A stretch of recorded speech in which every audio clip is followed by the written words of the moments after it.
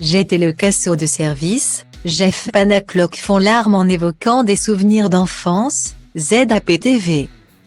Frédéric Lopez est de retour sur France 2. Chaque dimanche, l'animateur reçoit 3 invités de prestige dans une maison isolée. Avec eux, il revient sur leur parcours et s'attarde sur les moments marquants de leur vie. Afin qu'ils soient dans de bonnes dispositions pour se livrer, Frédéric Lopez oblige ses invités à se séparer de leur téléphone. On est tous addicts à notre téléphone même quand on ne le veut pas pour beaucoup de célébrités. C'est étrange de se débarrasser de son téléphone lors du tournage, il y a eu une sorte de culpabilité pour certains à abandonner des millions de followers. Mais tout considère que ça fait du bien, a-t-il expliqué lors d'un entretien accordé à Pure Média. Pour moi, c'est symbolique de faire ça à la télévision, car c'est une manière de dire aux téléspectateurs, essayez pour voir. Quand on le fait, on est beaucoup plus à l'écoute de ce qu'on ressent, des autres. Ça donne aussi cet effet-là dans l'émission, c'est peut-être une des autres raisons du succès de l'émission, a ajouté le père de famille.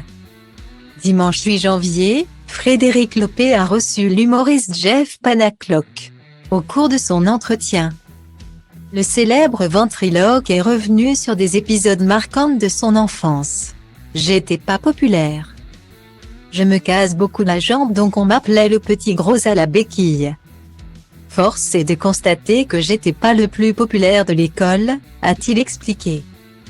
Vous diriez que vous avez vécu du harcèlement quand vous étiez enfant, a demandé Frédéric Lopez.